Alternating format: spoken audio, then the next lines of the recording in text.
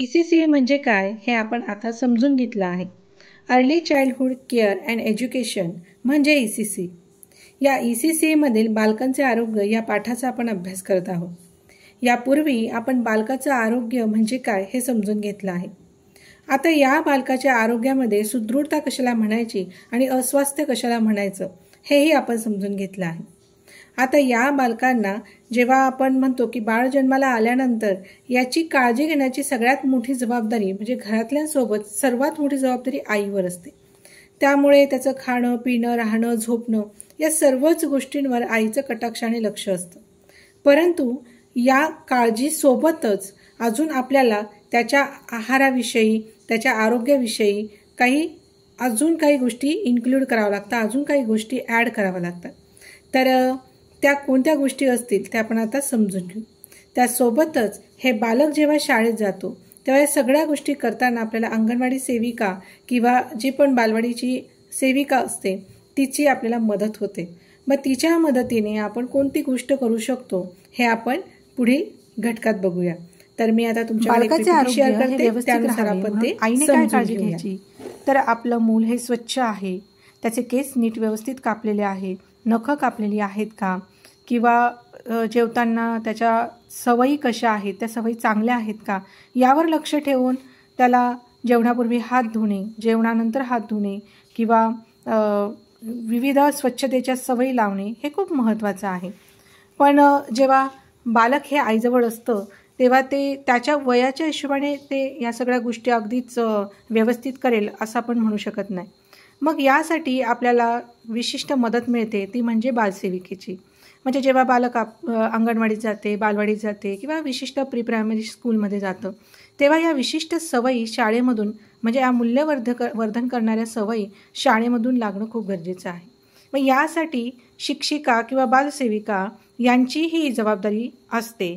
ती जबाबदारी म्हणजे काय तर जे बालक शाळेमध्ये येतं आहे ते आंघोळ करून येतं आहे का, स्वच्छ कपडे त्याचे धुतलेले कपडे आहेत का, किंवा त्याचे केस नीट रोजच्या रोज विंचरले आहेत का, त्याची नखं कापलेली आहेत का, आणि खाण्यापूर्वी जर त्याला हात धुण्याची सवय नसेल तर त्याला स्वच्छ हात धुणे आणि जेवणानंतर हात धुणे, स्वच्छता राखणे या सगळ्या गोष्टी बालसेविकेने अंगणवाडीत शिकवणे किंवा बालवाडीत किंवा शाळेत शिकवणे खूप महत्त्वाचे ठरते. आता बालकाला ज्या ताटलीत आहार देणार आहे ती ताटली पण आणि पिण्याला देणारं पाणी पण तितकंच स्वच्छ असणं खूप गरजेचं आहे.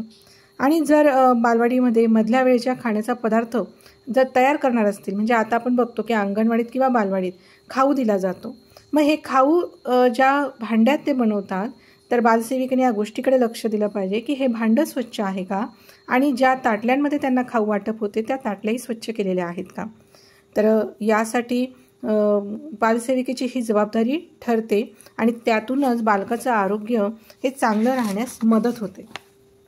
आता बालवाडीत किंवा अंगणवाडीमध्ये बालकांसाठी जे पाण्याची साठवण केली जाते ती योग्य पद्धतीने झाली पाहिजे. म्हणजे ते स्वच्छ पाहिजे आणि शुद्ध पाहिजे. बालवाडीत किंवा अंगणवाडीत येणाऱ्या बालकांचे सर्वात महत्त्वाचे म्हणजे लसीकरण बरोबर झालेले आहे की नाही या संबंधीची चौकशीसुद्धा बालसेविकेने करणे गरजेची आहे. आणि जर का त्यांचं लसीकरण झालेलं नसेल तर प्राथमिक आरोग्य केंद्रात नेऊन त्यांना लसीकरण करून घेण्यासाठी पालकांना आग्रह करणे, त्यांना समजावून सांगणे हे सुद्धा तितकंच महत्त्वाचं ठरतं. गावातील महिलांना चौरस आहाराविषयी माहिती देणं खूप गरजेचं आहे. कारण आज आपण चौरस आहार द्यावा, चांगला आहार द्यावा हे ऐकतो, पण बहुधा आपल्याला हेच माहीत नसतं की चौरस आहार म्हणजे नेमकं काय.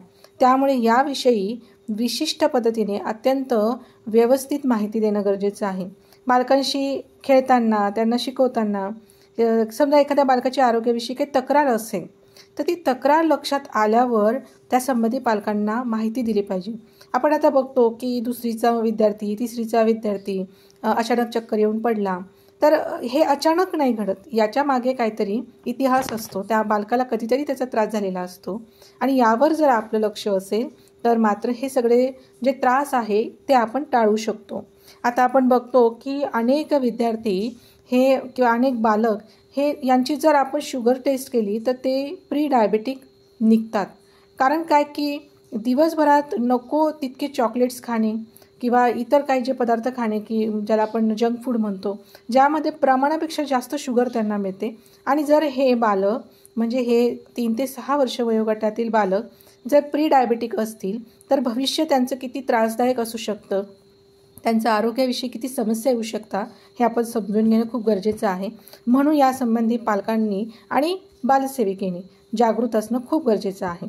आता जेव्हा आपण बालकाला शाळेत टाकतो तेव्हा पालक हे सिलेबस बाबतीत शिकवण्याबाबतीत आग्रही असतात, परंतु तितकंच आग्रही आपण त्यांच्या आरोग्याविषयी असणं हेही खूप महत्त्वाचं आहे. मग आरोग्यासाठी आपण म्हटलं की लसीकरण करणं खूप गरजेचं आहे. तर आपण लसीकरण कार्यक्रम काय आहे नेमकं ते समजून घेऊयात. तर बघा, तुम्ही तुमच्या आजूबाजूला येणाऱ्या बालकांचं जर निरीक्षण केलं तर तुमच्या लक्षात येईल की काही मुलं आपल्याला गुटगुटीत दिसतात, खेळकर दिसतात, आनंदी दिसतात आणि उत्साही पण वाटतात. आणि काही मुलं आजारी दिसतात, निरुत्साही दिसतात. काही वेळेला पोलिओ झालेले मुलंसुद्धा आपल्याला दिसतात. जी मुलं वारंवार आजारी पडतात ना, त्यांची जी वाढ आहे ती नीट होत नाही. जसं आपण या अगोदरही बघितलं आहे की सर्वांगीण विकासामध्ये त्यांची जी अस्वस्थता असते, अस्वास्थ्य असतं, हे अडचणीचं ठरतं. आणि त्यामुळे त्यांना विविध आजार होतात, छोट्या मोठ्या आजारांनी ते त्रस्त असतात, निरुत्साही होतात आणि मग त्यांचा विकास घडताना बऱ्याच अडचणी निर्माण होतात.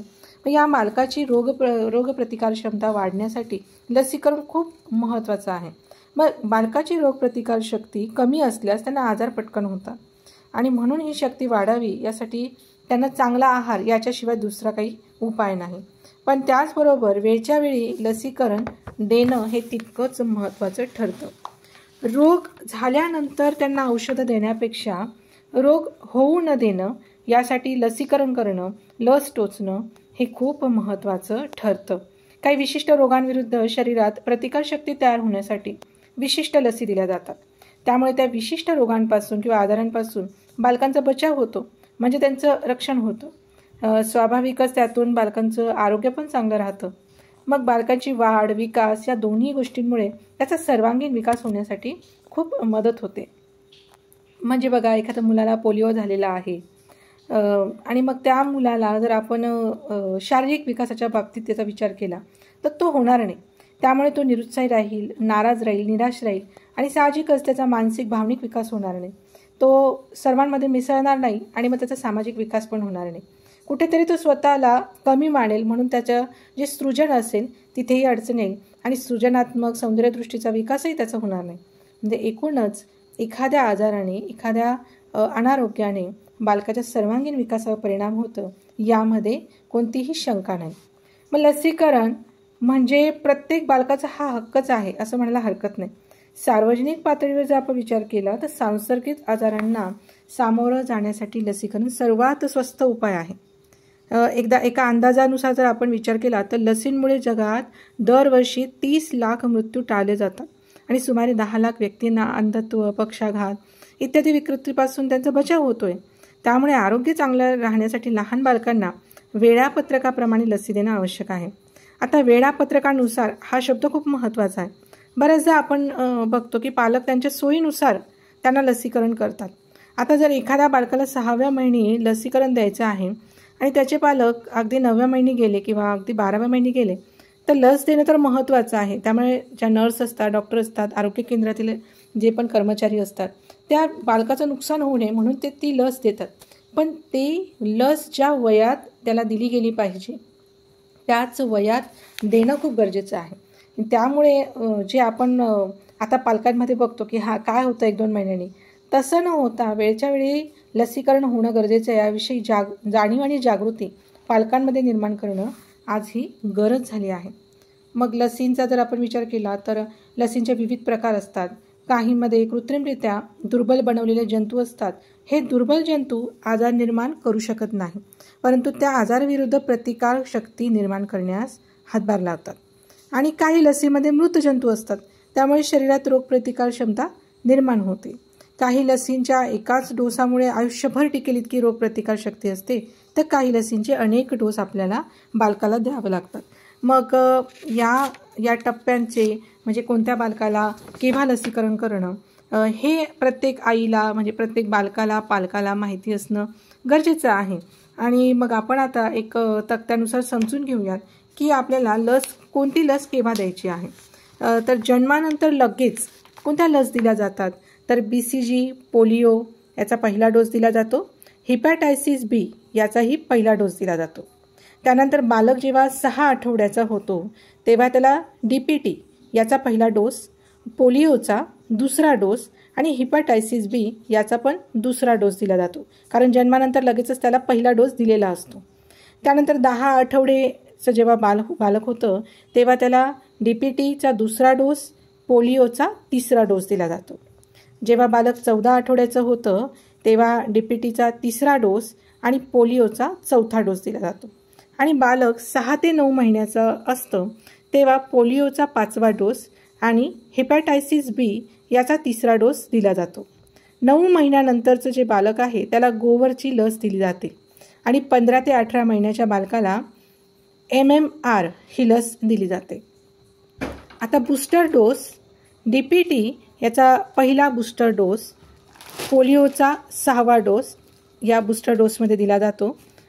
5 वर्षे बूस्टर डोस, DPT दुसरा बूस्टर डोस आणि पोलिओ 7वा डोस. म्हणजे जेव्हा 5 वर्षाचं बालक होतं तेव्हा DPTचा दुसरा बूस्टर डोस दिला जातो आणि पोलिओचा 7वा डोस दिला जातो. 10 वर्ष जेव्हा बालक होतो 10 वर्षाचं तेव्हा त्याला TTचे तिसरा बूस्टर डोस आणि हिपॅटायसिस B याचा पण बूस्टर डोस दिला जातो.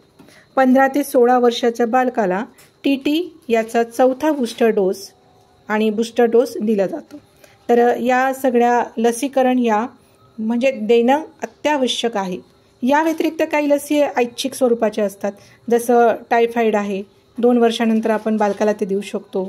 हिमोफिलस इन्फ्लुएन्झा टाईप B ही एक लस आहे जी 2ऱ्या, 4थ्या, 6व्या महिन्यानंतर आपण देऊ शकतो आणि बूस्टर 1 ते 1.5 वर्षानंतर सुद्धा देऊ शकतो याच लसीचं.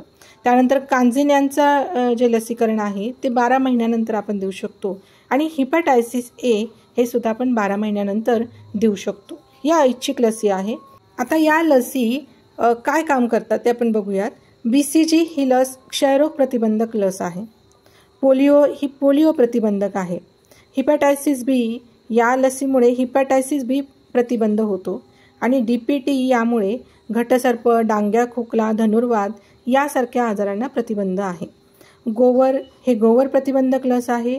MMR हे गोवर, गालगुंड, जर्मन गोवर याच्या प्रतिबंधक लसी आहे. TT हे धनुर्वातावर चालते. अशा पद्धतीने या लसी प्रत्येक आजारावर उपयुक्त ठरतात, आवश्यक ठरतात. थोडक्यात काय तर विद्यार्थ्याचा किंवा बालकाचा विचार करत असताना बालकाचं आरोग्य आणि शारीरिक व मानसिक गरजा यांचा फार जवळचा संबंध असतो. मग ज्याप्रमाणे आपण शारीरिक आरोग्याचा विचार करतो तर ते आरोग्य म्हणजे फक्त जेवण देणं, खेळणी देणं एवढ्यापुरतं मर्यादित नाही, तर लसीकरण तितकंच महत्त्वाचं आहे. आता याच्या पुढे जाऊन आपण हे समजून घेऊयात की बालकाचा चौरस आहार म्हणजे नेमकं काय आणि या चौरस आहारामध्ये त्याने केव्हा काय खाणं आणि किती खाणं महत्त्वाचं आहे. एखादा बालकाचा आहार किंवा आपण त्याला म्हणतो डाएट प्लॅन कसा असावा याबद्दल आपण पुढच्या तासाला समजून घेऊयात. तर आता आपण इथे थांबूयात.